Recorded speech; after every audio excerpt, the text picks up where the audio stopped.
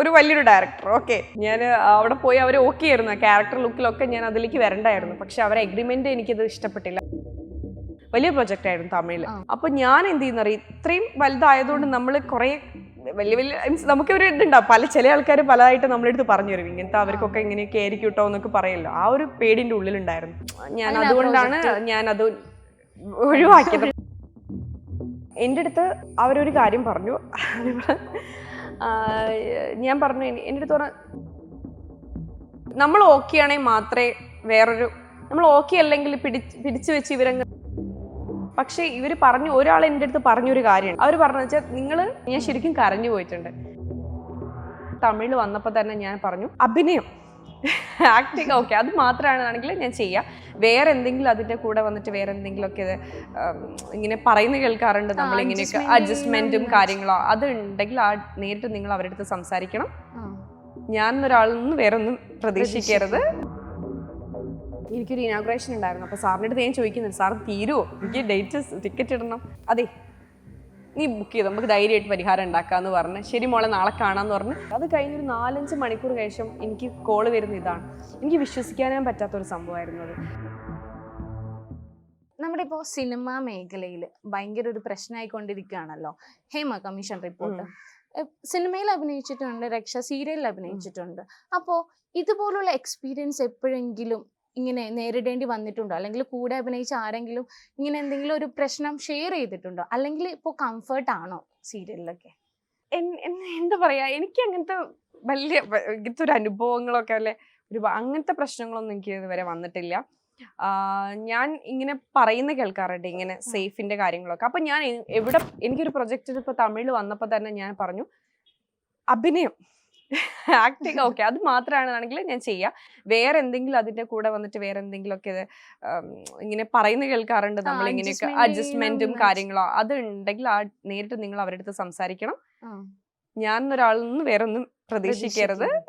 ഇത് മാത്രമാണ് ഓക്കെ, സംസാരിച്ച് ഓക്കെ ചെയ്തിട്ട് മാത്രമേ ഞാൻ ഓക്കെ പറയും. അവർക്കിപ്പം എന്നെ ഇഷ്ടപ്പെട്ടെങ്കിൽ എൻ്റെ ഈ ഒരു കാര്യം കൂടെ നിങ്ങൾ സംസാരിക്കണം. കാസ്റ്റിംഗ് ഡയറക്ടർ വിളിക്കുമ്പോൾ ഞാൻ ഇതാണ് അവരുടെ അടുത്ത് പറയാറ്. അവർ ഇത് പറഞ്ഞിട്ടാണ് ഞാൻ പ്രൊജക്റ്റിൽ പോയത്. അതുകൊണ്ട് എനിക്ക് ആ പ്രൊജക്റ്റ്, ഞാൻ അഭിനയിച്ച ഒരു പ്രൊജക്റ്റൊന്നും എനിക്ക് ഒരു മോശമായിട്ടുള്ള ഒരു എക്സ്പീരിയൻസ് ഉണ്ടായിട്ടില്ല. ഞാൻ അതുകൊണ്ടില്ലേ, ഇല്ലാത്ത ആൾക്കാരുടെ അടുത്ത് ഞാൻ ചോദിക്കും. ഞാൻ ഏകദേശം മീറ്റിംഗ് കഴിഞ്ഞ് കഴിയുമ്പോൾ ഞാൻ ചിലപ്പോൾ ഒരു ഏത് പ്രൊജക്റ്റ് എന്ന് ഞാൻ പറയുന്നില്ല, ഒരു വലിയൊരു ഡയറക്ടർ. ഓക്കെ, ഞാൻ അവിടെ പോയി അവർ ഓക്കെ ആയിരുന്നു, ക്യാരക്ടർ ലുക്കിലൊക്കെ ഞാൻ അതിലേക്ക് വരണ്ടായിരുന്നു. പക്ഷെ അവരെ എഗ്രിമെന്റ് എനിക്കത് ഇഷ്ടപ്പെട്ടില്ല. അത് വലിയ പ്രൊജക്റ്റ് ആയിരുന്നു തമിഴിൽ. ഒരു അറിയപ്പെടുന്ന ഒരു ഡയറക്ടർ ആയിരുന്നു, പേര് പറയാൻ ആഗ്രഹിക്കുന്നില്ല. എഗ്രിമെന്റ് അങ്ങനെയില്ല. ഞാൻ അവിടെ പോയ സമയത്ത് എല്ലാം അവര് ആ ലുക്കിൽ കുറെ നോക്കിയിട്ടുണ്ട്. ആ ലുക്കിൽ മേക്കപ്പ് ഒക്കെ ചെയ്ത് കുറച്ച് സംഭവങ്ങൾ ചെയ്യാൻ പറഞ്ഞ് ചെയ്ത് പിന്നെ കൺഫേം ചെയ്ത് ഓക്കെയാണ്, ക്യാരക്ടർ ഓക്കെ ആണെന്ന് പറഞ്ഞ് ഫിക്സ് ചെയ്തു. അപ്പൊ ഞാൻ എന്ത് ചെയ്യുന്നറിയാം, ഇത്രയും വലുതായതുകൊണ്ട് നമ്മൾ കുറെ വലിയ വലിയ മീൻസ് നമുക്ക് ഒരു ഇതുണ്ടാവും, ചില ആൾക്കാർ പലതായിട്ട് നമ്മളെടുത്ത് പറഞ്ഞു തരും, ഇങ്ങനത്തെ അവർക്കൊക്കെ ഇങ്ങനെയൊക്കെ ആയിരിക്കും കേട്ടോ എന്നൊക്കെ പറയല്ലോ. ആ ഒരു പേടിന്റെ ഉള്ളിലുണ്ടായിരുന്നു. കഴിഞ്ഞപ്പോ തന്നെ സാറ് പറഞ്ഞത് ഓക്കെയാണ്, നിങ്ങൾ ഫിക്സ് ആയി. അപ്പൊ ഞാൻ നേരെ പോയി, നമുക്ക് കുറച്ച് ബാക്കിയുള്ള ഡീറ്റെയിൽസ് സംസാരിക്കുന്നതാണ്. ഞാൻ ഫസ്റ്റ് ഒരു കാര്യം പറയട്ടെ, നേരിട്ട് അല്ലാതെ ഞാൻ ഇവരുടെ അടുത്താണ് വിളിച്ച് പറയാറ്, ഇതൊക്കെ നിങ്ങൾ സംസാരിക്കണം എന്ന്. പക്ഷെ ഇത് ഞാൻ നേരിട്ട് സംസാരിക്കും, കാരണം ആൾ അപ്പം തന്നെ ഓക്കെ പറഞ്ഞ്, ആ ഓഫീസിൽ നിന്ന് തന്നെ ഓക്കെ പറഞ്ഞ്, പിന്നെ നേരെ നമ്മൾ ഇനി ബാക്കിയുള്ള കാര്യങ്ങൾ സംസാരിക്കുന്നതാണ്. അപ്പോൾ ഞാൻ പെട്ടെന്ന് കയറി, സാർ എനിക്കൊരു കുറച്ച് കാര്യം പറയേണ്ട, അത് കഴിഞ്ഞിട്ട് സാറ് പറയുന്നത് കേൾക്കാം. അപ്പൊ എന്താ ചോദിച്ചു. അപ്പൊ ഞാൻ പറയും, സാർ ഞാനിങ്ങനെ എനിക്ക് എക്സ്പീരിയൻസ് ഉണ്ടായിട്ടില്ല, ഞാൻ പല സ്ഥലത്തുനിന്ന് ഇങ്ങനെ കേട്ടിട്ടുണ്ട്, എത്രത്തോളം എന്നറിയില്ല, എന്നാലും ഞാൻ പറയാണ്, ഞാൻ അഭിനയിക്കാൻ മാത്രമേ ഞാൻ റെഡി ഉള്ളൂ കേട്ടോ. അഭിനയം മാത്രമാണ്, വേറെ ഒന്നും എൻ്റെ അടുത്ത് പ്രതീക്ഷിക്കരുത്. എനിക്ക് സേഫ് ആയിരിക്കണം മെയിനായിട്ട്. വേറെ എന്ത് വേണേ എഫേർട്ട് വേണേ ഞാൻ ഇടാം ആ ക്യാരക്ടറിന് വേണ്ടിയിട്ട്. അത് വേണേ ഇടാം. അതിന് വേണ്ടി അയ്യോ എനിക്കിത് ചെയ്യാൻ പറ്റില്ല, ഭയങ്കര ചില ഇതിൽ വന്നിട്ട് നമ്മൾ ബുദ്ധിമുട്ടുള്ള സീക്വൻസ് ഉണ്ടല്ലോ, അതൊന്നും പറ്റില്ല എന്ന് പറഞ്ഞാൽ അങ്ങനത്തെ ഒന്നും ക്യാരക്ടർ വൈസിൽ ഞാൻ ചെയ്യില്ല. അതൊക്കെ ഞാൻ ചെയ്യാം. അല്ലാതെ എനിക്ക് വേറെ ഒന്നും എൻ്റെ അടുത്തുനിന്ന് പ്രതീക്ഷിക്കരുത്. ഇപ്പം സാറത് പറഞ്ഞിട്ടില്ല, എന്നാലും ഞാൻ മുൻകൂട്ടി ഒന്ന് പറയാം എൻ്റെ ഒരു സമാധാനത്തിന്.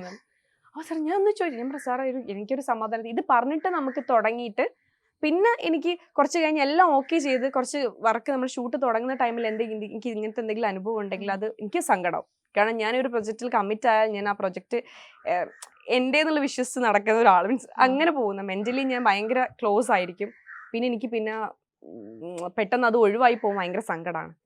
അതുകൊണ്ടാണ് ഇതുകൊണ്ട് ഇപ്പോഴേ ഇത് അറിഞ്ഞു കഴിഞ്ഞാൽ പിന്നെ എനിക്കത് മൈൻഡ് സ്വപ്നം കണ്ട് നടക്കേണ്ട ആവശ്യമില്ലല്ലോ. അപ്പൊ എന്റെ അടുത്ത് പറഞ്ഞറിയോ, ഈ മലയാളി ആർട്ടിസ്റ്റുകളൊക്കെ ഭയങ്കര തിമിര് പിടിച്ച കുട്ടികളാണ്.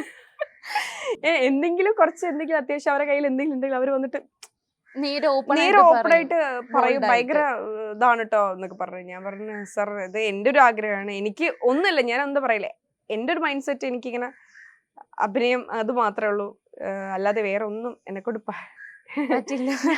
പറ്റാത്ത കാര്യമാണ്. ആ പ്രോജക്റ്റ് അപ്പൊ അവര് പറഞ്ഞു ഓക്കെ, ഇതിൽ നമുക്ക് ഈ ഒരു ക്യാരക്ടറിൽ നമുക്ക് കുറെ നോക്കി, ഈ ക്യാരക്ടർ കറക്റ്റ് ആയതുകൊണ്ട് നമുക്ക് അങ്ങനത്തെ ഒന്നുമില്ല, ഓക്കെ ഞങ്ങൾ അംഗീകരിച്ചിരിക്കുന്നു, വേറെ പ്രശ്നമൊന്നും ഉണ്ടാവില്ല എന്ന് പറഞ്ഞു അവര്. അപ്പൊ ഞാൻ പറഞ്ഞു ഓക്കെ, ഇനി ബാക്കിയുള്ള കാര്യങ്ങൾ സംസാരിക്കാം. പക്ഷെ ഞാൻ എന്തുകൊണ്ട് ആ പ്രൊജക്ട് ഒഴിവാക്കി എന്ന് പറയുമ്പോൾ അവര് പറഞ്ഞത് ഈ പ്രൊജക്ട് എപ്പോഴാണ് റിലീസ് ആവുന്നത്, എത്ര വർഷമാണെന്ന് അറിയില്ല, ചിലപ്പോൾ പെട്ടെന്ന് റിലീസ് ആവും, ചിലപ്പോൾ ലേറ്റ്, അത് കഴിഞ്ഞിട്ട് വേറെ എന്തെങ്കിലും പ്രൊജക്ട് ഉണ്ടെങ്കിൽ അങ്ങനത്തെ ഒരു എഗ്രിമെന്റ് ഉണ്ട്. അപ്പൊ എനിക്കത് വിശ്വാസമല്ല, കാരണം ചിലപ്പോൾ കുറെ വർഷങ്ങൾ പോയാൽ നമ്മളെ പ്രത്യേകിച്ച് പെൺകുട്ടികൾക്ക് പറയുന്നത് ഒരു വർഷങ്ങൾ പെട്ടെന്ന് പോകുമ്പോൾ നമുക്ക് വില കുറച്ച് സമയമല്ലേ ഉള്ളൂ. സമയം എന്ന് വെച്ചാൽ എപ്പോഴും ഉണ്ടാവും, എന്നാലും ഒരു ടൈം എന്ന് പറയുന്നത് ഈ ടൈം എനിക്ക് ഇപ്പോഴേ ഉണ്ടാവും, കുറച്ച് കഴിയുമ്പോൾ അതിൻ്റെതായിട്ടുള്ള മാറ്റങ്ങൾ അതെ മാറ്റങ്ങൾ ഉണ്ടാവും. അപ്പൊ എനിക്ക് ഗ്യാരണ്ടി അവർക്കിപ്പോൾ പറയാൻ പറ്റില്ല. പിന്നെ നമ്മൾ ഇത്രയും വർഷം വെയിറ്റ് ചെയ്തിട്ടുള്ള ഒരു, നമുക്ക് അത്രയും വെയിറ്റ് ചെയ്യുന്നതിനുള്ളതും ക്യാഷ് മീൻസ് ഫിനാൻഷ്യലി ആയിട്ടുള്ള ഒരു അവരുടെ ബഡ്ജറ്റിൽ വന്നിട്ട് നമുക്ക് അത്രയും വെയിറ്റ് ചെയ്യുന്നുള്ള ഒരു ഗ്യാരണ്ടി അതും ഇല്ലായിരുന്നു. അപ്പൊ അവര് ഇത്രയും ഇതാണ്. അപ്പൊ ഞാൻ പറഞ്ഞു അത് പറ്റില്ല, ഒന്നെങ്കിൽ അങ്ങനെ പറയണം, അല്ലെങ്കിൽ നമുക്ക് ഇത്രയും വെയിറ്റ് ചെയ്യുന്നതിനുള്ള ഒരു കാര്യം കൂടെ വേണം എന്നുള്ള രീതിയിൽ പറഞ്ഞപ്പോൾ അവര് അത് പറയാൻ പറ്റില്ല, നമ്മൾ എപ്പോഴാണ് ഇത് എന്നുള്ളതൊക്കെ. അങ്ങനെ ഞാൻ അതുകൊണ്ടാണ് ഞാൻ അത് ഒഴിവാക്കിയത്. പക്ഷെ മറ്റുള്ള സീനിയർ ആർട്ടിസ്റ്റുകളൊക്കെ വലിയ വലിയ ആർട്ടിസ്റ്റുകളായിരുന്നു കേട്ടോ കൂടെ പറഞ്ഞത്. അപ്പൊ അതാണ് ഒരു എക്സ്പീരിയൻസ്. എൻ്റെ അടുത്ത് അവരൊരു കാര്യം പറഞ്ഞു, ഞാൻ പറഞ്ഞു എൻ്റെ അടുത്ത് പറഞ്ഞ അവരങ്ങനെ പറഞ്ഞു, എല്ലാവരും അങ്ങനെ ആയിരിക്കില്ല കേട്ടോ. എന്നെ സംബന്ധിച്ച് എല്ലാം നമ്മൾ ഓക്കെ ആണെങ്കിൽ മാത്രമേ വേറൊരു, നമ്മൾ ഓക്കെ അല്ലെങ്കിൽ പിടിച്ചു വെച്ച് ഇവരങ്ങനെ അറ്റാക്ക് ചെയ്യുന്ന എനിക്ക് തോന്നുന്നില്ല. കാരണം ഇന്നേ വരെ ഞാൻ അഭിനയിച്ച പടത്തിലൊന്നും എനിക്ക് അങ്ങനെ ഉണ്ടായിട്ടില്ല. ഞാൻ ഇങ്ങനെ പറഞ്ഞിട്ട് പറ്റില്ല അങ്ങനത്തെ രീതിയിലാണല്ലോ അവരൊക്കെ സംസാരിക്കുന്നത്. അപ്പൊ എനിക്ക് ഇന്നേ വരെ അനുഭവം ഉണ്ടായിട്ടില്ല. പക്ഷെ ഇവര് പറഞ്ഞു, ഒരാൾ എൻ്റെ അടുത്ത് പറഞ്ഞൊരു കാര്യമുണ്ട്, അത് ആരാന്ന് പറയില്ല. അവര് പറഞ്ഞു വെച്ചാൽ നിങ്ങള് ഇങ്ങനെ പോവുകയാണെങ്കിൽ സ്റ്റെപ്പ് ചവിട്ടി പോകണം, അല്ലെങ്കിൽ ലിഫ്റ്റ് കയറി പോവാം എന്നാണ് എൻ്റെ അടുത്ത് പറഞ്ഞത്. അഡ്ജസ്റ്റ്മെന്റിന് സമ്മതമാണെങ്കിൽ പെട്ടെന്ന് തന്നെ ലിഫ്റ്റ് കയറി ഒരു എക്സാമ്പിൾ ആയിട്ട് പറഞ്ഞു ഇങ്ങനെ പോവാം, അല്ലെങ്കിൽ നിങ്ങൾ ഓരോ പടി ചവിട്ടി പതുക്കെ പോകേണ്ടി വരുന്നു ഒരാൾ പറഞ്ഞു. അപ്പൊ ഞാൻ പറഞ്ഞു എനിക്ക് സ്റ്റെപ്പ് ചവിട്ടി പോയാൽ മതി എന്ന് പറഞ്ഞു. അപ്പൊ അവർ ചിരിച്ചത് കേട്ടിട്ട് ഓക്കെ അങ്ങനെയാണ്. അല്ലാതെ ഇത് ഇങ്ങനെ ആവണമെന്നോ ഭയങ്കര അങ്ങനെയൊന്നും പറഞ്ഞിട്ടില്ല. നമ്മള് നൈസ് നല്ലൊരു ഇത് സംസാരമായിരുന്നു. ഇല്ലെന്ന് പറഞ്ഞപ്പോൾ എനിക്ക് ഒരു ബാഡ് ആയിട്ടുള്ള എക്സ്പീരിയൻസ് ഉണ്ടായിട്ടില്ല. അത് ദൈവത്തിന് നന്ദി പറയുന്നത് എനിക്ക് സന്തോഷം മാത്രം. കാരണം ആ പ്രൊജക്റ്റിലൊക്കെ ഞാൻ ഓരോ പ്രൊജക്റ്റിലും ഓർമ്മിക്കുമ്പോഴും എനിക്ക് സേഫായിട്ട് ഞാൻ നായികയായിട്ട് എന്നെ അഭിനയിച്ചത്, അതും നല്ല ഓർമ്മകൾ മാത്രമേ എനിക്ക് സമ്മാനിച്ചിട്ടുള്ളൂ. എല്ലാവരുമായിട്ട് അധികം പേരായിട്ട് ഞാൻ കോണ്ടാക്റ്റും ഉണ്ട്. എനിക്ക് ഇതുവരെ ഒരു ബാഡ് എക്സ്പീരിയൻസ് ഉണ്ടായിട്ടില്ല. പിന്നെ നമുക്ക് ചില വർക്കിന് വന്നിട്ട് എഫേർട്ട് എന്ന് പറയുന്ന ഒരു സിനിമയിൽ ഞാൻ കിണറ് ചാടുന്ന ഒരു സീക്വൻസ് ഒക്കെ ഉണ്ടായിരുന്നു. അപ്പൊ ഞാൻ അതൊക്കെ ഭയങ്കര ഇൻട്രസ്റ്റിംഗ് ആയി ചെയ്തു. എനിക്കാണെങ്കിൽ നീന്തലും അറിയില്ല. അല്ല നീന്തലും അറിയില്ല. അപ്പൊ ഞാൻ ആ ക്യാരക്ടറിന് അങ്ങനെ വേണമെന്ന് പറഞ്ഞപ്പോ ഡ്യൂപ്പ് വേണം. ഞാൻ പറഞ്ഞു ഡ്യൂപ്പ് വേണ്ട, ഞാൻ തന്നെ ചാടാം എന്ന് പറഞ്ഞു. മീൻസ് അപ്പൊ നമ്മള് ഫൈറ്റ് മാസ്റ്റർ ഒക്കെ ഉണ്ടായിരുന്നു, അവരൊക്കെ സേഫ്റ്റി ആയിട്ടുള്ള കാര്യങ്ങളൊക്കെ വെച്ചിട്ടാണ് ചെയ്തത്. അത് എനിക്കതൊക്കെ ഇഷ്ടമാണ്. അങ്ങനെ ഇതിനു വേണ്ടി ഞാൻ ചെയ്യില്ല, എഫേർട്ട് എടുക്കാൻ ചാടാൻ എനിക്ക് ഒരാൾ വേണം അങ്ങനെ പറയാറില്ല. എനിക്കൊരു പുതിയൊരു എക്സ്പീരിയൻസ് അല്ല, ട്രൈ ചെയ്യാൻ ഇഷ്ടമാണ്. ട്രൈ ചെയ്തു സക്സസ് ആയി. നിങ്ങൾ ആ സാന്ത്വനം ടീം ഇനി ഒരുമിച്ച് എല്ലാവരും കൂടി പുതിയൊരു പ്രൊജക്ട് വരുമോ? നമ്മള് മലയാളികൾ അത് വരികയാണെങ്കിൽ തീർച്ചയായിട്ടും ചെയ്യും. കാരണം ഞങ്ങൾക്ക് ഇഷ്ടപ്പെട്ട അതിലെ എല്ലാ ആർട്ടിസ്റ്റുകളും എന്ന് പറയില്ലേ, നമുക്കൊരു പ്രൊജക്റ്റില് എല്ലാ കാസ്റ്റിംഗ് പെർഫെക്റ്റ്, ഈ ഒരു ക്യാരക്ടറിന് ഇവരെ പറ്റുമെന്ന് പറയുന്ന അങ്ങനത്തെ ഒരു പ്രൊജക്ട് വരിക എന്ന് പറയുന്നത് എല്ലാത്തിനും കിട്ടുമെന്ന് എനിക്ക് അറിയില്ല. പക്ഷെ സാന്ത്വനത്തില് കറക്റ്റായിരുന്നു. ഓരോ ക്യാരക്ടർ ആയാലും ഇന്ന് ആ ക്യാരക്ടർ ഇയാൾക്കേ പറ്റും. അതുകൊണ്ടാണ് ആൾക്കാർക്ക് സാന്ത്വനം 2 മീൻസ് വേറെ ഏത് സീരിയൽ വന്നു കഴിഞ്ഞാൽ ഇവർക്ക് ഇത് പെട്ടെന്ന് കംപ്ലീറ്റ് ആയിട്ട് അതുമായിട്ട് അംഗീകരിക്കാൻ ബുദ്ധിമുട്ട്. അതുകൊണ്ടാണ് അവർക്ക് അത്രയും മനസ്സിൽ കൊണ്ട ക്യാരക്ടേഴ്സ് ആണല്ലോ എല്ലാവരുടെ. ശരിക്കും അവരൊക്കെ അഭിനയിക്കുമായിരുന്നില്ല, ജീവിക്കുമായിരുന്നു. ഞങ്ങള് ആക്ഷൻ പറയുന്നതിന് മുമ്പേ ഇങ്ങനെ തമാശകൾ പറഞ്ഞാണെങ്കിലും ആക്ഷൻ പറയുമ്പോ എല്ലാവരും ഇതിലേക്ക് പെട്ടെന്ന് ചേഞ്ച് ചെയ്യും. അപ്പൊ രാജീവേട്ടനായാലും ബാലേട്ടനായാലും എല്ലാവരും ആർട്ടിസ്റ്റുകളും അപ്പൊ ചേച്ചീന്റെ കൂടെയുള്ളൊക്കെ എക്സ്പീരിയൻസും ഇവരുടെ കൂടെ നല്ല എക്സ്പീരിയൻസ് ആണ്. ഭയങ്കര എനിക്ക് ലാസ്റ്റ് ഇവര് ചേച്ചിയും ചേട്ടനും പോകുമ്പോൾ ഒരു സംഭവത്തിൽ ഞാൻ ശരിക്കും കരഞ്ഞു പോയിട്ടുണ്ട്. നമ്മളെ ഡൈനിങ് ടേബിളിലാണ് അധികം എല്ലാവരും ചിരിക്കും. ഞങ്ങൾ ഏറ്റവും എൻജോയ് ചെയ്യുന്ന ഒന്ന് മുറ്റത്ത് ഇരിക്കുന്നല്ലേ, ഉമ്മറത്തിരിക്കില്ലേ, മാവിന്റെ ഉമ്മറത്തിരുന്നിട്ട് കൊണ്ട് ഇവരെ കാത്തിരിക്കുന്നില്ല എല്ലാരും കൂടെ ഒരുമിച്ചിരുന്ന്. അതൊക്കെ എനിക്ക് ഏറ്റവും ഇഷ്ടപ്പെട്ട അതൊക്കെയായിരുന്നു എല്ലാരും കൂടെ ഉള്ള സീനൊക്കെ ഇഷ്ടപ്പെടുന്നത്. അപ്പം ഫുഡ് കഴിക്കുന്നതാണെങ്കിൽ ഞങ്ങൾ എല്ലാവരും ഇപ്പൊ എനിക്കാണ് കഴിക്കാനുള്ളതാണെങ്കിൽ സീനിലാണെങ്കിൽ കട്ട് പറഞ്ഞ എല്ലാരും കൈയിട്ട് വരും. അങ്ങനെയുണ്ട്. ഒരാൾക്ക് കിട്ടില്ല, ഞങ്ങൾ എല്ലാവരും ഫുഡ് ചെയ്യുന്നു അവിടെ ഉള്ള ആൾക്കാരൊക്കെ. ബാലേട്ടനൊക്കെ നമുക്ക് ടൈം ടേബിൾ പോലെയായിരുന്നു. അതെ സമയമായി ആ ഫുഡ് വരാനുള്ള ടൈം, വണ്ടി എത്തി ഫുഡിന്റെ വണ്ടി എത്തി എന്നൊക്കെ പറയുന്നത്. അപ്പം ഫുഡ് വരികയാണെങ്കിൽ നമ്മൾ ഒന്നും നോക്കാറില്ല. അപ്പൊ ഇവര് ആർട്ടിസ്റ്റുകൾ എങ്ങനെ ആക്രാന്തം മൂത്താണ്.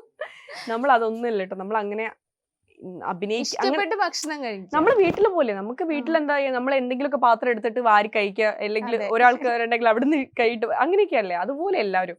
ഇപ്പൊ എന്റേതാണെങ്കിൽ ഒരു വായ എനിക്ക് അപ്പം ഗോപിക ആയാലും എങ്ങനെയൊക്കെയാണ് ഞങ്ങൾക്ക്. ആരാണ് കഴിക്കുന്ന നോക്കില്ല, അവരെ പ്ലേറ്റിൽ നിന്ന് എടുത്ത് കഴിക്കുക, അങ്ങനെയാണ്. അപ്പം അതൊക്കെ നല്ല ഓർമ്മ. അപ്പൊ അന്നത്തെ ലാസ്റ്റ് ഡൈനിങ് ടേബിൾ സീനാണ് ഇതാണ് ഇത്. പിന്നെ അത് ഇല്ലാന്ന് പറഞ്ഞപ്പോ മനസ്സിലൊരു വിങ്ങലുണ്ടായിരുന്നു, ഭയങ്കര സങ്കടം ഉണ്ടായിരുന്നു. കാരണം ഇനി ഉണ്ടാവില്ല അത് ഉള്ളിലുണ്ടായിരുന്നു. പിന്നെ ചേച്ചിയുടെയും ചേട്ടന്റെയും നോട്ടം ഉണ്ടായിരുന്നു ഇവൻ അഭിനയിച്ചുകൊണ്ടിരിക്കുമ്പോൾ. അവർ ഇങ്ങനെ നോക്കുന്നുണ്ടായിരുന്നു ആ സമയത്ത്. ഇവര് നമ്മുടെ അടുത്ത് പറയുന്നില്ലല്ലോ പോവുക എന്നുള്ളത്, കാണിക്കാത്ത രീതിയിൽ അവര് ലാസ്റ്റ് ഒരു ഫേസ് ടു ഫേസ് നോക്കി ഇങ്ങനെ കണ്ണിലേക്ക് നോക്കുന്ന അത് കണ്ടപ്പോ എനിക്ക് ഭയങ്കര അവര് ജീവിച്ചായിരുന്നു ആ സംഭവത്തിൽ. അപ്പൊ കണ്ണിന്ന് വെള്ളം കഴിഞ്ഞപ്പോ കട്ട് പറഞ്ഞപ്പോ ഞാൻ ഓടിയത് എന്റെ റൂമിലേക്ക്. ഭയങ്കര എനിക്കിങ്ങനെ കുറച്ചേരം ഞാൻ കരഞ്ഞു. ഭയങ്കര രസമുള്ള, നമ്മളങ്ങനെ ഇഷ്ടപ്പെടാത്ത എന്ത് സീനെന്ന് പറഞ്ഞാൻ പറ്റില്ല, അത്ര ഇഷ്ടപ്പെട്ട് ചെയ്യുന്നതായിരുന്നു സാന്ത്വനത്തിലെ ഓർമ്മകൾ. സീനുമായാലും ഞങ്ങൾ എല്ലാവരും കൂടെ ഒരുമിച്ചായാലും. അപ്പം എല്ലാവരും മിസ് ചെയ്യുന്നുണ്ട്. എല്ലാവരുമായിട്ടും നല്ല ഇതിലാണ് പോയിക്കൊണ്ടിരുന്നത്. ജാനകിയും അഭിയും കാണുന്ന പ്രേക്ഷകരോട് എന്താണ് രക്ഷയ്ക്ക് പറയാനുള്ളത്? എനിക്ക് എല്ലാ പ്രേക്ഷകരോടും എനിക്ക് സ്നേഹം മാത്രമേ ഉള്ളൂ. കാരണം എനിക്ക് ഈ ഒരു എന്നെ അവര് മനസ്സിലാക്കിയ അന്ന് മുതൽ, മീൻസ് ഞാനെന്നൊരു ആർട്ടിസ്റ്റിനെ എന്നാണ് അവരെ അക്സെപ്റ്റ് ചെയ്യുക, അന്ന് മുതൽ എനിക്ക് സ്നേഹം മാത്രമേ കിട്ടിയിട്ടുള്ളൂ. ഈ സാന്ത്വനത്തിലൂടെ ഭയങ്കര റീച്ച് കിട്ടി. എല്ലാവരുടെ സ്നേഹം എവിടെ പോയാലും ഇപ്പോഴും ഇങ്ങനെയൊക്കെ സ്നേഹിച്ചുകൊണ്ടിരിക്കുന്നത്. എന്റെ അപ്പുമോളേന്ന് വിളിക്കും, അങ്ങനെയൊക്കെയാണ് എല്ലാവരും. അപ്പുമോളെന്ന് വിളിച്ച്, മോളെന്ന് വിളിച്ചിട്ട് അപ്പുക്കിളി, അപ്പുമോൾ, അങ്ങനെയാണ് അവരും വിളിക്കുക എല്ലാവരും. അപ്പൊ അത്രയും സ്നേഹം എനിക്ക് പ്രേക്ഷകരുടെ നിന്ന് കിട്ടിയിട്ടുണ്ട്. സ്നേഹം തന്നിട്ടുണ്ട്, സപ്പോർട്ട് ചെയ്തിട്ടുണ്ട്. പിന്നെ ഓരോ ക്യാരക്ടർ ആയാലും ഞാൻ എങ്ങനെയാണോ അന്ന് അഭിനയിച്ച് അതുപോലെ അവർ റിയാക്ട് ചെയ്യും. ഇന്നലെ നീ കുറച്ച് കൂടിപ്പോയി, ഇന്നലെ പാവമായി, അങ്ങനെ ഇന്നലെ ഞാൻ കുറെ ചിരിച്ചു, നിന്റെ കോമഡി, അങ്ങനെയൊക്കെയാണ് അവരുടേത്. അപ്പൊ അതൊക്കെ എനിക്ക് ചെയ്യാൻ പറ്റുന്നു. അത് ചെയ്യാൻ പറ്റിയിട്ടാണ് അവരിങ്ങനെയൊക്കെ എൻ്റെ അടുത്ത് ആ ഒരു അതിന്റെ ഓപ്പോസിറ്റ് റിയാക്ഷൻ എന്നൊക്കെ പറയില്ല, അങ്ങനെ വന്നത്. അവരുടെ സ്നേഹം മാത്രമേ കിട്ടുള്ളൂ. അതുകൊണ്ട് എനിക്ക് പ്രേക്ഷകരോട് എനിക്ക് ഇതുവരെ തന്നതിന് സപ്പോർട്ടിനും സ്നേഹത്തിനും ഒരുപാട് നന്ദി. അതേപോലെ ജാനകിയുടെ അബിയുടെ വീടും നല്ലൊരു സീരിയലാണ്. അതേ ജാനകി എന്ന് പറഞ്ഞ ക്യാരക്ടർ എന്ന് പറയുന്നത് കാരണം ഇപ്പം സ്റ്റാർട്ട് ചെയ്തിട്ടുള്ളൂ. ഇനിയാണ് കഥ മുൻപോട്ട് പോവാൻ ഇനിയാണ് കഥ വരുന്നത്. കാരണം ഇതുവരെ വന്നിട്ട് സ്റ്റാർട്ടിങ്ങിലുള്ള ഇൻട്രോ സംഭവങ്ങളായിരുന്നു. ഇനി കഥയിലേക്കാണ് അതെ റിയൽ സ്റ്റോറിയിലേക്ക് വരുന്നത്. അപ്പം നിങ്ങൾക്ക് എല്ലാവർക്കും ഇഷ്ടപ്പെടുന്നതും, അല്ലെങ്കിൽ നിങ്ങൾ എല്ലാവരും ഒരു ഫാമിലിയിൽ എങ്ങനെയാണ് ഒരു എന്താ പറയാ, അതൊക്കെ കാണാൻ പറ്റുന്ന ഇനിയുള്ള എപ്പിസോഡ് ഭയങ്കര ത്രില്ലിംഗ് ആയിരിക്കും. നിങ്ങളെ പിടിച്ചിരുത്തുന്ന സംഭവം തന്നെയായിരിക്കും ജാനകിയുടെയും അബിയുടെ വീട്ടിൽ നിങ്ങൾക്ക് ഇനി കാണാൻ പോകുന്നത്. അപ്പൊ എന്തായാലും എനിക്ക് സാന്ത്വനത്തിൽ തന്ന അതേ സപ്പോർട്ട് സ്നേഹവും എനിക്ക് ഇനിയും നിങ്ങളെ സപ്പോർട്ട് സ്നേഹവും വേണം. അപ്പൊ നിങ്ങൾ തീർച്ചയായിട്ടും നിങ്ങൾക്ക് നല്ലൊരു സീരിയൽ ആയിരിക്കും ഞങ്ങൾ ഇനി തരാൻ ഇനി അതാ പറഞ്ഞ അതിന്റെ സപ്പോർട്ട് സ്നേഹം ഈ ഒരു പ്രൊജക്റ്റിൽ വരണം ജാനകിയില്. സാന്ത്വനത്തെ പറ്റി പറയുമ്പോൾ ഇത്ര നേരം ഹാപ്പി ആയിട്ട് പറഞ്ഞു, പക്ഷെ ഇപ്പോൾ നമുക്ക് സാഡ് ആയിട്ട് ഫീൽ ചെയ്യുന്ന ഒരു കാര്യമാണ് നമ്മുടെ ആദിത്യൻ സാറ് നമ്മളെ വിട്ടു പോയി. എങ്ങനെയാണ് സാറുമായിട്ടുള്ള ഒരു ഓർമ്മ? അപ്പോൾ പറയുന്നത് ഞാൻ കേട്ടായിരുന്നു, നമുക്ക് നാളെ കാണാം എന്ന് പറഞ്ഞ് ബൈ പറഞ്ഞ് പോയ ഒരാളാണ്. അപ്പോൾ അയാൾ പിറ്റേന്ന് ഇല്ല എന്നറിഞ്ഞ ആ ഒരു മൊമെന്റ് എങ്ങനെയാണ്? എനിക്ക് ആദിത്യൻ സാറെ കുറിച്ച് ഓർമ്മകൾ എന്ന് പറയുന്നത് ഒരു നല്ലൊരു ഗുരുവിന്റെ കൂടെ വർക്ക് ചെയ്ത അതാണ് എനിക്ക് ഓർമ്മ. നല്ലൊരു ഗുരു എന്ന് പറയുന്നത് നമ്മൾ ഓരോ ആൾക്കാരുടെ ക്യാരക്ടർ ഇന്ന പോലെയാണ് ചെയ്യേണ്ടതെന്ന് നമുക്കൊരു ഐഡിയ തരും ഫസ്റ്റ്. പിന്നെ അതിലേക്ക് നമ്മളെ അടുത്തിലേക്ക് വരികയില്ല. കാരണം നമ്മൾക്ക് അത് ചിലപ്പോൾ കൂടിപ്പോയാൽ മാത്രം ഇച്ചിരി കുറച്ചാൽ മതി. അല്ലാണ്ട് നമ്മളെ അടുത്ത് വന്ന് കൺഫ്യൂഷൻ ഇങ്ങനെ ചെയ്ത് നമുക്ക് ഇറിറ്റേറ്റ് ചെയ്ത് നമ്മൾ അങ്ങനെ നമുക്ക് തന്നിട്ടേ ഇല്ല. ഫസ്റ്റ് ടൈം നമ്മളെ ക്യാരക്ടർ ഇങ്ങനെയാണ് ഇതിൽ വരുന്നത്. അത് മാത്രം നമുക്ക് ഫ്രീ ആയിട്ട് അഭിനയിക്കാൻ പറ്റും. ഫ്രീഡം തന്നിട്ട് എന്ന് പറയുന്നത്, ഒരു ആർട്ടിസ്റ്റിന് ഫ്രീഡം തന്നിട്ട് നമുക്ക് ഒരു സ്ട്രെസ്സും ഇല്ലാതെ നമുക്ക് അഭിനയിക്കാൻ പറ്റുക എന്ന് പറയുന്നത്, അങ്ങനെ ഒരു വർക്ക് കിട്ടുക എന്ന് പറയുന്നത് ഒരു വലിയൊരു അനുഗ്രഹമാണ്. അപ്പോൾ ആദിത്യൻ സാർ അങ്ങനത്തെ ഒരു നല്ലൊരു ഗുരുവായിരുന്നു.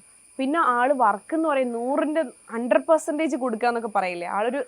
ഒരു സീൻ എടുത്തുകൊണ്ടിരിക്കുകയാണെങ്കിൽ ഇപ്പോൾ വേറെ ആൾക്കാരെ സീൻ എടുക്കുകയാണെങ്കിൽ നമ്മൾ അങ്ങനെയൊക്കെയാണല്ലോ ശ്രദ്ധിക്കാം. ഇപ്പോൾ ഓപ്പോസിറ്റ് ഒരാൾക്ക് അവരിങ്ങനെ ലയിച്ചിരിക്കും, എന്നിട്ട് ഇങ്ങനെ ആ ഒരു ക്യാരക്ടർ എങ്ങനെയാണ് അഭിനയിക്കുന്ന പോലെ ആളുടെ ഫേസിൽ എക്സ്പ്രഷൻ വരും. ചിരിക്കുകയാണെങ്കിൽ ചിരി, സങ്കടമാണ്, ഇങ്ങനെ ആളുടെ ഫേസിലാണ് ആ ഒരു ഇമോഷൻസ് ഒക്കെ നമുക്ക് കാണാൻ പറ്റും. അത്ര ആസ്വദിച്ചിട്ടാണ് ആള് സീന് കണ്ടുകൊണ്ടിരിക്കുക. പിന്നെ അവരുടെ ആക്ഷൻ അത് നമുക്ക് മറക്കും, ഒരു എനർജിയാണ് അത്. നൈറ്റ് ഒരു 8-9 മണി, ചിലപ്പോൾ ഒരു ദിവസമൊക്കെ നമുക്ക് നൈറ്റ് എപ്പിസോഡ് ഇല്ലാത്തതുകൊണ്ട് ചെറിയ ലാസ്റ്റ് ഡേ ഒക്കെ അല്ലേ, ഷെഡ്യൂൾ ബ്രേക്കും ലാസ്റ്റ് ഡേ ഒക്കെ ചിലപ്പോൾ ലേറ്റ് ആവാറുണ്ട് ഷൂട്ട് കഴിയാൻ. അപ്പോൾ സാർ ആ എനർജി, സാറിൻ്റെ നമ്മളൊക്കെ എങ്ങനെയാണെങ്കിലും സാറിൻ്റെ എനർജി പോവുകയില്ല. രാവിലത്തെ അതേ എനർജി ആയിരിക്കും രാത്രി. ആൾക്ക് എന്ത് വയ്യായ്മ ഉണ്ടെങ്കിലും ആളത് പുറത്ത് കാണിക്കാറില്ല. പിന്നെ ഹെൽത്ത് ഇഷ്യൂസ് ഉണ്ടെങ്കിലും ഡയറക്റ്റ് ആക്ഷൻ ആ സമയത്ത് ആളത് തന്നെയാണ്. അപ്പം ഞാൻ ഫസ്റ്റൊക്കെ വന്നിട്ട് വയ്യെങ്കിലും ഇങ്ങനെ കാണിക്കുമ്പോൾ ഈ സാറിൻ്റെ ഈ ഒരു നിപ്പ് കാണുമ്പോൾ ഞാൻ പിന്നെ തൊട്ട് അത് മാറ്റി. ഇപ്പം നൈറ്റ് സീക്വൻസ്, നൈറ്റ് പോയാലും ഷൂട്ട് പോയാലും ഞാൻ എപ്പോഴും ഓക്കെ റെഡി, എനിക്കൊന്നും ഞാൻ അറിയിക്കാറില്ല. ഞാൻ അവർക്ക് ഇത്രയും സാറായാലും രാവിലെ തൊട്ട് ഇത്രയും കണ്ടിന്യൂസ് നമുക്ക് ഇച്ചിരിയെങ്കിലും ഇരിക്കാൻ സമയം കിട്ടുന്നുണ്ട്. ആളായാലും ടെക്നീഷ്യന്മാരായാലും എല്ലാ ആൾക്കാരും രാവിലെ തൊട്ട് അവർക്ക് ഗ്യാപ്പില്ല. ഉച്ചയ്ക്ക് ലഞ്ച് ബ്രേക്ക് മാത്രമേ ഉള്ളൂ, റെസ്റ്റും കാര്യങ്ങളും. അപ്പോൾ ടീ കഴിക്കുന്ന ആ ബ്രേക്ക് മാത്രം, അല്ലാണ്ട് അവർക്ക് ഫുള്ള് വർക്ക് ചെയ്തുകൊണ്ടിരിക്കില്ല. അപ്പോൾ അവർ ഇത്രയും എഫേർട്ട് എടുക്കുമ്പോൾ നമ്മളെ എഫേർട്ട് എന്ന് പറയുന്നത് അതുപോലെ തന്നെയാണ്. നമുക്ക് അങ്ങനത്തെ എന്തൊക്കെ നമുക്ക് നമുക്കതൊന്ന് വിഷയമാക്കരുതെന്നുള്ള രീതിയിൽ അതെനിക്കൊരു പാഠം ഞാൻ പഠിച്ചെന്നൊക്കെ പറയില്ല, അത് ഞാൻ കണ്ടുപിടിച്ചൊരു കാര്യമാണ് സാറിൻ്റെ ആ ഒരു ആക്ഷൻ. സാറ് സ്റ്റാർട്ടിങ് രാവിലെ തരുമ്പോൾ ഒരു എനർജി ഉണ്ട്, ഒരു സ്പീഡിൽ നടന്നു പോവുക. അപ്പോൾ തന്നെ ഷൂട്ടിൻ്റെ ഒരു ഇതുണ്ടാവും, ഒരു ഫീൽ. പിന്നെ നല്ലൊരു ഗുരുവിൻ്റെ കൂടെ എനിക്ക് വർക്ക് ചെയ്യാൻ പറ്റിയത് എൻ്റെ ഭാഗ്യമായിട്ട് കാണുന്നു. നമുക്ക് നല്ല സപ്പോർട്ട്, സ്നേഹം. 3.5 വർഷമായിട്ട് ഞങ്ങൾ തമ്മിൽ നല്ലൊരു ഡയറക്ടർ എന്ന് പറയുമ്പോൾ നമുക്ക് നല്ല ഓർമ്മകൾ മാത്രമേ ഉണ്ടായിട്ടുള്ളൂ. നമ്മളെ ഒരു ചെറിയ കാര്യത്തിന് പോലും നമ്മളെ അങ്ങനത്തെ ഒന്നും ഉണ്ടായിട്ടില്ല, ഒരു വഴക്ക് പോലും. കാരണം സാറ് വർക്കിൻ്റെ കാര്യത്തിൽ നമ്മൾ പറയുമ്പോൾ എല്ലാ ആൾക്കാരും അതേപോലെ ചെയ്തു കൊടുക്കാറുണ്ട്. സാറ് ഞങ്ങൾക്ക് ഫ്രീഡം തരാറുണ്ട്. അങ്ങനത്തെ ഒരു സാറ് കിട്ടിയത് ഭയങ്കര ഭാഗ്യമായിട്ട് കാണുന്നു, സന്തോഷമായിട്ട് കാണുന്നു. നല്ല മിസ് ചെയ്യുന്നുണ്ട് സാറിൻ്റെ ഓർമ്മകൾ. ഞാൻ ഇടയ്ക്ക് അത് മൈൻഡിൽ നിന്ന് ഇങ്ങനെയും ഒഴിവാക്കുകയും ചെയ്യും അതിങ്ങനെ വരുമ്പോൾ. അത് കാരണം വരുമ്പോൾ ഭയങ്കര സങ്കടമാണ്. നമ്മൾ അറിയില്ല, എല്ലാ കഴിവും കൂടെ കൊടുത്തോണ്ടായിരിക്കും ദൈവം വന്നിട്ട് നല്ലവരെല്ലാം. കാരണം ആള് വർക്കിനോടായിരുന്നു ആൾക്ക് പ്രണയം എന്ന് പറയാം. ആളുടെ പ്രൊജക്റ്റില്ലേ, ആള് ഭയങ്കര ആ പ്രൊജക്റ്റിനെ ഇങ്ങനെ ഹൃദയത്തോട് ചേർന്ന് കൊടുക്കും. 1 ലൈൻ എഴുതും, അങ്ങനത്തെ എല്ലാം സാറ് ഒരു നമ്മൾ കണ്ടുപിടിക്കേണ്ട കാര്യമാണ്. പക്ഷെ അതിൻ്റെ ക്രൂ ആയാലും പള്ളാശ്ശേരി സാറാണ് സ്ക്രിപ്റ്റ് ചെയ്തിരിക്കുന്നത്. സാറും അത്രയും സീനിയർ ആയിട്ടുള്ള ആൾക്കാരാണ്. സാറ് നമ്മളെടുത്ത് കമ്മ്യൂണിക്കേറ്റ് ചെയ്യാറുണ്ട്, ഇഷ്ടപ്പെട്ടില്ലെങ്കിൽ നിങ്ങളത് എനിക്ക് ഭയങ്കര ഇഷ്ടപ്പെട്ടു അപ്പു, സൂപ്പർ എന്ന് പറയാറുണ്ട്. അപ്പം അത്രയും നല്ലൊരു എക്സ്പീരിയൻസ് ആയിട്ടുള്ള എൻ്റെ പള്ളാശ്ശേരി സാർ, എൻ്റെ കല്യാണത്തിന് ഇവരൊക്കെ വന്നിട്ടുണ്ടായിരുന്നു. സാറിന് വയ്യ, ഇടയ്ക്ക് പള്ളാശ്ശേരി സാറിന് ഇടയ്ക്ക് ഹെൽത്ത് അങ്ങനെ വരാറുണ്ട്. എന്നാലും സാറ് വന്നിട്ട് കോഴിക്കോടേക്ക് വന്ന് എൻ്റെ കല്യാണത്തിന് പങ്കെടുത്തിട്ടുണ്ട് ഫാമിലിയായിട്ട്. എല്ലാവരുടെ സാറായാലും ഡയറക്ടർ ഫാമിലിയും റൈറ്ററും പള്ളാശ്ശേരി സാറും പിന്നെ രഞ്ജിത്ത് സാറ്, ചിപ്പി ചേച്ചി. അപ്പം ഈ ടീം എന്ന് പറയുന്നത് ഒരിക്കലും ഇത്രയും നല്ലൊരു ടീം എല്ലാം കൊണ്ട് ഒത്തുചേർന്ന് നല്ല ബെസ്റ്റ് പ്രൊഡ്യൂസർ ചിപ്പി ചേച്ചി, രഞ്ജിത്ത് സാർ, രജപുത്ര പ്രൊഡക്ഷൻ, ഡയറക്ടർ, സംവിധായകൻ, ഹിറ്റ് മേക്കറായിട്ടുള്ള സംവിധായകൻ ആദിത്യൻ സാർ, നല്ല റൈറ്റർ. ആൾ റൈറ്റ് ചെയ്ത എല്ലാ സീരിയലും സിനിമയായാലും നല്ല ഹിറ്റായ റൈറ്ററാണ് പള്ളാശ്ശേരി സാർ. ഇത്രയും നല്ലൊരു ടീം കിട്ടുക, അതും ഏഷ്യാനെറ്റ് പോലെ ചാനലും, അത്രയും നല്ല ടീമും ഏഷ്യാനെറ്റ് ചാനലും കിട്ടിയപ്പോൾ അത് കംപ്ലീറ്റ് ആയി, 100% കംപ്ലീറ്റ്. അതുകൊണ്ടാണ് ടോപ്പ് റേറ്റിംഗും ട്രെൻഡിങ്ങിലും നമ്മുടെ സീരിയൽ വന്നത്. ഓരോ പ്രമോ സീൻ ഇടുമ്പോൾ നമ്മളെടുത്ത് നോക്കാം, ഏഷ്യാനെറ്റ് ചാനലിൽ പോയി കാണണ്ട ശരിക്കും സാന്ത്വനത്തിന്റെ പ്രമോ. ട്രെൻഡിങ് നോക്കിയാൽ മതി, ട്രെൻഡിങ്ങിൽ ഒന്നല്ലെങ്കിൽ ഫസ്റ്റ്, സെക്കൻഡ്, തേർഡ് ഈ ഒരു പൊസിഷനിൽ മാറിക്കൊണ്ടേ ഇരിക്കുകയാണ്. അത്രയും ആരാധകരെ, എനിക്ക് തോന്നുന്നു കുടുംബ പ്രേക്ഷകരെ മാത്രമല്ല, യുവാക്കളെ പോലും ആ സീരിയൽ കാണിക്കാൻ പ്രേരിപ്പിച്ച ഒരു സീരിയൽ കൂടിയാണ്. അതെല്ലാം ഉണ്ടല്ലോ, പ്രണയമുണ്ട്, കോമഡി ഉണ്ട്, ഇമോഷൻസ് ഉണ്ട്, ഒരു ഫാമിലിന്റെ ഒരു ഇമോഷൻസ് ഉണ്ട്, എല്ലാം മിക്സഡ് ആയിട്ടുള്ള ഒരു സദ്യ, നല്ലൊരു സദ്യ എന്നൊക്കെ പറയും. നമുക്ക് ടെൻഷൻ ഇല്ലേ, റേറ്റിംഗ് വരുമ്പോൾ നമ്മളെന്തായാലും മുമ്പിൽ ട്രെൻഡിങ് ഒക്കെ ആയിരുന്നു. അപ്പം എല്ലാ ഏജിലുള്ള ആൾക്കാരും സ്വീകരിച്ചൊരു ഏജ് കയറ്റപ്പോ ചെറിയ കുട്ടികൾ മുതൽ നമുക്ക് കുറെ ട്രോൾ സംഭവങ്ങളൊക്കെ വരും, പൂച്ച, പട്ടി, ഇതൊക്കെ വന്നിട്ട് ആസ്വദിച്ച് കാണും നമ്മളെ സീരിയൽ. നമുക്ക് മെൻഷൻ വരാറുണ്ട് അങ്ങനത്തെ ഒക്കെ. അപ്പോൾ എല്ലാ ആൾക്കാരും, കാണാത്ത ആൾക്കാരില്ല എന്ന് പറയും, കുട്ടികളടക്കം നമ്മളടക്കം പ്രായമായിട്ടുള്ളവര് വരെ ഇരുന്ന് സ്വീകരിച്ച ഒരു സീരിയലാണ് സാന്ത്വനം. അപ്പൊ അത് എനിക്ക് നല്ല ഓർമ്മകൾ തന്നിട്ട്, പിന്നെ സാറ് ഇല്ലാത്തൊരു ഇതും അതും വലിയൊരു സങ്കടവും. നമുക്ക് ഏറ്റവും സന്തോഷം തന്നിട്ട് ഏറ്റവും സങ്കടം തന്നൊരു സംഭവമാണ് എനിക്ക് ഞാൻ നൈറ്റ് എനിക്കായിരുന്നു കേട്ടോ ലാസ്റ്റ് സാറിൻ്റെ കൂടെയുള്ള ഷൂട്ട്. ബാക്കി എല്ലാവർക്കും കഴിഞ്ഞിരുന്നു. ഗോപികയ്ക്ക് കഴിഞ്ഞിട്ടുണ്ടായിരുന്നു. അവരുടെ എൻഗേജ്മെൻറ്റ് എടുത്തിട്ട് അവൾക്ക് ഒരു ദിവസം മുമ്പേ അവൾക്ക് കഴിഞ്ഞു. അപ്പം സാറ് വന്നിട്ട് എൻ്റെതായിരുന്നു അന്ന് ഫുള്ളും എൻ്റെ എടുത്തുകൊണ്ടിരിക്കുകയായിരുന്നു. ഉച്ചയ്ക്ക് ഞങ്ങൾക്ക് അവാർഡ്, എനിക്കും സാറിന് ഒരു അവാർഡ് ഉണ്ടായിരുന്നു. അപ്പോൾ സാറ് ചിരിച്ചുകൊണ്ട് അതെ തിരക്കിനിടയിൽ എനിക്ക് സന്തോഷ വാർത്തയുണ്ട്, ഇങ്ങനെ അവാർഡ് ഉണ്ട്. അപ്പോൾ എൻ്റെ അടുത്ത് പറഞ്ഞു കോഴിക്കോട് വെച്ചിട്ടാണത്. അപ്പോൾ നമുക്ക് ഞാൻ വരുന്നുണ്ട് വീട്ടിലേക്ക്, ഷെഡ്യൂൾ ബ്രേക്കിന് ടൈമില്ലാന്നൊക്കെ പറഞ്ഞ് എല്ലാവരും കൈയൊക്കെ അടിച്ച് അന്ന് നൈറ്റ് സാറ് എനിക്കൊരു ഇനാഗ്രേഷൻ ഉണ്ടായിരുന്നു. അപ്പോൾ സാറിൻ്റെ അടുത്ത് ഞാൻ ചോദിക്കുന്നുണ്ട് സാർ തീരുമോ, എനിക്ക് ഡേറ്റ് ടിക്കറ്റ് ഇടണം. അപ്പോൾ സാറ് പറഞ്ഞു മോളെ ആകെ കുഴഞ്ഞിരിക്കുകയാണ്, ഇങ്ങനത്തെ പ്രശ്നമാണെന്ന് പറഞ്ഞു. അപ്പം ഞാൻ ഓക്കെ സാർ എനിക്ക് മനസ്സിലാവുന്നുണ്ട് സാറിൻ്റെ അവസ്ഥ എന്ന് പറഞ്ഞു. അപ്പോൾ സാറ് പറഞ്ഞു അതെ നീ ബുക്ക് ചെയ്തു, നമുക്ക് ധൈര്യമായിട്ട് പരിഹാരം ഉണ്ടാക്കാമെന്ന് പറഞ്ഞ് ശരി മോളെ നാളെ കാണാമെന്ന് പറഞ്ഞ് ആൾക്ക് തിരക്കാണ്. കാരണം ഇത് വേഗം വീട്ടിലേക്ക് പോകാന്നുള്ള രീതിയിലില്ല. കാരണം മോർണിംഗ് നേരത്തെ ഷൂട്ട് തുടങ്ങണം. കാരണം ഷെഡ്യൂൾ ബ്രേക്ക് ആകുമ്പോൾ എപ്പോഴും ഹറിബറി വരും. സാർ തിരക്ക് ടാറ്റാ എന്ന് പറഞ്ഞ ഒരു ഓട്ടോ ഓടി സ്പീഡിൽ പോയി മോളെ നാളെ കാണാം കേട്ടോ നീ ടിക്കറ്റ് ബുക്ക് ചെയ്തെന്ന് പറഞ്ഞതാണ്. ആണ് എൻ്റെ ഓർമ്മയിൽ നിൽക്കുക. അത് കഴിഞ്ഞൊരു 4-5 മണിക്കൂർ ശേഷം എനിക്ക് കോള് വരുന്ന ഇതാണ്. എനിക്ക് വിശ്വസിക്കാനേ പറ്റാത്തൊരു സംഭവമായിരുന്നു അത്. ആർക്കും എനിക്കൊന്ന് ഫാമിലിയിലൊക്കെ ആണെങ്കിൽ നമ്മളെ കുടുംബത്തിലൊക്കെ ആർക്കെങ്കിലും കുറച്ച് പ്രായമായ ആൾക്കാർ കുറച്ചൊക്കെ നമുക്ക് വിഷമം നന്നായിട്ടുണ്ടെങ്കിൽ അത് ആൾക്ക് വയ്യാത്തതുകൊണ്ട് നമുക്ക് അറിയാം ആൾക്ക് വയ്യായ്മ ഉണ്ടായിട്ടായിരിക്കും അവർക്ക് പെട്ടെന്ന്, അല്ല പെട്ടെന്നൊരു ഇത് വന്ന് നമ്മുടെ ലൈഫിൽ എൻ്റെ ഫാമിലിയിൽ അങ്ങനെ ഉണ്ടായിട്ടില്ല. നമ്മൾ ചിന്തിക്കാത്തൊരു മരണം എന്നൊരു സംഭവം ഉണ്ടായിട്ടില്ലായിരുന്നു. കാരണം നമ്മൾ ഒരാൾക്ക് വയ്യായ്മ വരുമ്പോൾ നമുക്ക് അറിയാം ഒട്ടും വയ്യ എന്നുള്ളത് നമ്മൾ പക്ഷെ സാറിന് ഒരു കുഴപ്പമില്ല. സാറ് രാവിലെ തൊട്ട് ഭയങ്കര എനർജറ്റിക് ആയിട്ട് വർക്ക് ചെയ്യുന്നത് നമ്മൾ കണ്ടോണ്ടിരിക്കുന്ന, ഒരു തലവേദന പോലും നമ്മളെടുത്ത് കാണിച്ചിട്ടില്ല, ഒരു ജലദോഷം ഒന്നും ഇല്ലായിരുന്നു. ആ ഒരാൾ ഒരു നിമിഷം കൊണ്ട് കുറച്ച് സമയം കൊണ്ട് ഇല്ലാന്ന് പറയുമ്പേ എനിക്കത് എങ്ങനെ ജീവിതം ഇത്രയേ ഉള്ളൂ എന്ന് മനസ്സിലാക്കി തന്ന ഒരു മരണമായിരുന്നു. അല്ലാതെ കാരണം നമ്മളിപ്പോൾ ഇത്തിരി കണ്ടിട്ട് ബൈ പറഞ്ഞ് നന്നായിട്ട് പോകുന്ന ഒരാളെ കുറച്ച് സമയം ഇല്ലാന്ന് പറയുന്നത്, അപ്പോൾ അന്നത്തോടൊരു പാഠം പഠിച്ചു. ഉള്ള സമയം ഹാപ്പി ആയിട്ടിരിക്കുക. നമ്മളെ ജീവിതത്തിന് ഇതാണ്, നമ്മൾ വിചാരിക്കും പോലെയല്ല, ഇത്രയേ ഉള്ളൂ. മനസ്സിലായ ഒരു സംഭവം. അത് നല്ല ഇതും കിട്ടി. എന്താ പറയാ അനുഭവം എന്നൊക്കെ പറയില്ല, ജീവിതം ഇത്രയേ ഉള്ളൂ എന്ന് കാണിച്ചു തന്നൊരു മരണം. അവരെ ഫാമിലി ചെറിയ മക്കൾ അതൊക്കെ ഓർക്കുമ്പോൾ ഭയങ്കര. സാന്ത്വനം നിർത്തുന്നു എന്ന് പറഞ്ഞപ്പോൾ മലയാളി പ്രേക്ഷകർ എല്ലാവരും ഒരുപോലെ വിഷമിച്ചൊരു ആദ്യമായിട്ടായിരിക്കും ഒരു സീരിയൽ നിർത്തുന്നു എന്ന് പറയുമ്പോൾ ഇത്രയും വിഷമം ഉണ്ടാകുന്നത്. എന്തുകൊണ്ടാണ് പെട്ടെന്നൊരു സാന്ത്വനം നിർത്തിയത്? ഒന്നാമത്തെ കാര്യം സാറിൻ്റെ മെയിനായിട്ട് സാറിൻ്റെ ഒരു നമ്മൾ വിചാരിക്കാത്തൊരു മരണം. പിന്നെ സംവിധായകനെ ഇല്ലാതെ നമ്മൾ നല്ല രീതിയിൽ കൊണ്ടുപോയ പ്രൊജക്റ്റ് ആള് ഏറ്റവും വലിയൊരു ഇതുണ്ടല്ലോ ഈ ഒരു പ്രൊജക്റ്റിൻ്റെ വിജയത്തിന് ഇമ്പോർട്ടൻറ്റ് സാറിൻ്റെ. അപ്പോൾ ആദിത്യ സാറിൻ്റെ വിയോഗം തന്നെ ഒരു കാരണം. പിന്നെ രണ്ടാമത്തെ പ്രൊഡ്യൂസർ എപ്പോഴും പറയായിരുന്നു 1000 എപ്പിസോഡ് മുമ്പേ സ്റ്റാർട്ടിങ്ങിൽ 1000 എപ്പിസോഡ് വഴിയായിരുന്നു നമ്മളെ എഗ്രിമെൻറ്റും കാര്യങ്ങളൊക്കെ ഉണ്ടായിരുന്നത്. പിന്നെ കുറച്ച് മുന്നോട്ട് പോവായിരുന്നു കുറച്ചുകൂടെ, പിന്നെ നോക്കാം കുറച്ചുകൂടെ പോവായിരുന്നു എന്നുള്ളത് രീതിയിലൊക്കെ വന്നിട്ടുണ്ടായിരുന്നു. പിന്നെ സാറിൻ്റെ ഇത് തന്നെ എല്ലാവർക്കും മുന്നോട്ട് നമ്മൾ തന്നെ പിന്നെ നോക്കുമ്പോൾ സാധനം തീരുമ്പോൾ ഭയങ്കര സങ്കടമുണ്ട്. പക്ഷെ ഒരാളില്ലാത്തൊരു കുറവ് ഭയങ്കര ഇതായിരിക്കും. പിന്നെ അത് തന്നെ ഒരു കാരണം എന്ന് പറയാം. അതുകൊണ്ട് പിന്നെ നല്ല രീതിയിൽ നിർത്തിയത് കൊണ്ട് ഇന്നും മലയാളി പ്രേക്ഷകരുടെ മനസ്സിൽ അതിനൊരു സ്ഥാനം ഉണ്ട്. പിന്നെ ഒരു ചോദ്യം, സാധാരണ പൊതുവെ കല്യാണം കഴിഞ്ഞ ഒരു പെണ്ണിനോട് ഒരു പ്രായം കഴിയുമ്പോൾ നാട്ടുകാരെല്ലാവരും ചോദിക്കും കല്യാണം കഴിക്കുന്നില്ലെന്ന്. കല്യാണം കഴിഞ്ഞ് ഇതേ നാട്ടുകാർ പിന്നെയും വരും കുട്ടികളൊന്നും ആയില്ലേന്ന്. അങ്ങനെ ചോദിക്കുന്നവരോട് എന്താണ് പറയാനുള്ളത്? ചോദിക്കുമ്പോൾ എല്ലാവരും ഉണ്ടാവുമല്ലോ. കല്യാണ സമയത്ത് കല്യാണം നടന്നില്ലേ എന്നൊക്കെ ഇങ്ങനെ ചോദിക്കായിരുന്നു. ഞാൻ ഈ ചെവി കൂടെ കേട്ട് ഈ ചെവി കൂടെ വിടുന്നതാണ്.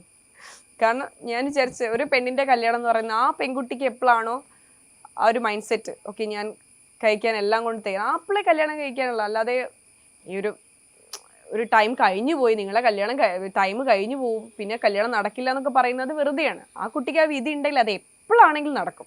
ലേറ്റ് ആയില്ല, ആ കുട്ടിക്ക് ലേറ്റ് ആയിട്ടാണ് ലേറ്റ് ആയിട്ട് നടക്കുക. അപ്പം അതിലൊന്നും ഞാൻ വിശ്വസിക്കുന്നേ ഇല്ല. പെട്ടെന്ന് ഞാൻ എന്തിനും ഒരു ഇത് കൊടുക്കുന്നത് വെച്ചാൽ ഓരോ തീരുമാനം എടുക്കുന്ന ആ ആളുടെ തീരുമാനത്തിലാണ് ഇമ്പോർട്ടൻറ്റ്. എനിക്ക് എൻ്റെ സമയമായി കല്യാണം കഴിക്കാൻ തോന്നും, ആ കുട്ടി അത് മുമ്പ് ഒരു ഇതാണ്, അത് കംപ്ലീറ്റ് ആവും, നമുക്ക് മെൻ്റലി എല്ലാം കൊണ്ടും ഓക്കെ ആയിട്ട് പോകുമ്പോൾ അതിൻ്റെ സന്തോഷം വേറെയാണ്. ഞാൻ അതുകൊണ്ടാണ് എൻ്റെ ഒരു കല്യാണത്തിൻ്റെ ടൈം ഞാൻ തന്നെ ഡിസിഷൻ എടുത്തത്. ഇപ്പോഴേ കല്യാണം കഴിക്കും. ഒരു ടൈം ആയപ്പോൾ ഞാൻ പറഞ്ഞു ഓക്കെ ഞാൻ ആഗ്രഹിച്ച കാര്യം നടന്നു, അപ്പോൾ ഞാൻ കല്യാണം കഴിക്കാൻ തയ്യാറാണെന്നുള്ള രീതിയിലും എൻ്റെ ഒരു സുഹൃത്തിനെ തന്നെയാണ് ഞാൻ കല്യാണം കഴിച്ചതും. പിന്നെ കുട്ടീൻ്റെ കാര്യം അതുപോലെ പ്ലാനിങ് എന്നൊന്നും ഇല്ല മീൻസ് അതും ഞാൻ അങ്ങനെ വിശ്വസിക്കുന്നു. കാരണം നമ്മളൊരു ടൈം ആകുമ്പോൾ എല്ലാവരും ചോദിക്കാറുണ്ട് നാട്ടിലൊക്കെ വരുന്ന സമയത്ത്, പ്രത്യേകിച്ച് ഓൾഡ് ജനറേഷൻ ഒക്കെയാണ് ചോദിക്കാറ്. അവരായിരിക്കുമല്ലോ ആ, ഇങ്ങനെ അതെ, അതെ. ചോദിക്കാറ്. അല്ല കഴിഞ്ഞല്ല, ഇത് സാധനം കഴിഞ്ഞപ്പോ കഴിഞ്ഞില്ല, ഇനി നെക്സ്റ്റ് നോക്കാം നോക്കുന്നുണ്ട്. നമ്മളെക്കാളും ഞാൻ ടെൻഷൻ ആയിരിക്കും ഞാൻ അവർക്ക്. എന്ത് ചെയ്യുന്ന അറിയോ, ഞാൻ എന്ത് ചെയ്യും, അത് ഞാനല്ല കേട്ടോ ഓക്കെ അല്ലാത്തത്, ആളാണ് ഹസ്ബൻഡിനാണ്, ആളെടുത്ത് പോയി ഉപദേശം കൊടുക്കുന്നത്. ഞാൻ ആൾക്കിട്ട് കൊടുക്കും. പിന്നെ ഇവര് വന്നിട്ട് ആളെ ഉപദേശിക്കും. ആള് പറയും ഞാനല്ല കാരണക്കാരി, അവളെന്ന് പറയും. അപ്പൊ ഞങ്ങളൊരു അങ്ങോട്ടും ഇങ്ങോട്ടും ഇങ്ങനെ പറയും. അങ്ങനെ അതിലൊക്കെ നമ്മളൊരു എല്ലാം ഒരു ടൈം നിമിത്തം സമയം പോലെ. നമ്മൾ ആ ടൈം ആകുമ്പോൾ വരും. പിന്നെ അങ്ങനത്തെ ഒരു പ്ലാനിങ് ഒന്നുമില്ല. അങ്ങനെ പ്ലാനിങ് ഇന്ന സമയത്ത് നമ്മൾ അങ്ങനെയൊന്നുമില്ല. അതൊക്കെ ഇല്ല, എൻ്റെ എല്ലാം അങ്ങനെയായിരുന്നു നടന്നത്. ടൈം ആകുമ്പോൾ അതാരും തടയാതെ അതൊക്കെ ഇപ്പം അങ്ങനത്തെ ആളും വർക്കിൽ ബിസിയാണ്, ഞാൻ ഇതിലും ബിസിയാണ്. ഞങ്ങൾ ബ്രേക്കുള്ള സമയത്ത് ഞങ്ങൾ മീറ്റ് ചെയ്യാറുണ്ട്. അങ്ങനെ നന്നായിട്ട് പോകുന്നു ലൈഫ്. അപ്പൊ സാന്ത്വനം പോലെ അതല്ലെങ്കിൽ സാന്ത്വനത്തിന് മേൽ ഹിറ്റ് ആയിട്ടുള്ള ഒരു സീരിയലായി മാറട്ടെ ജാനകിയുടെയും അബിയുടെയും വീട്.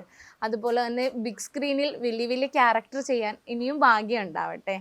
Thank you.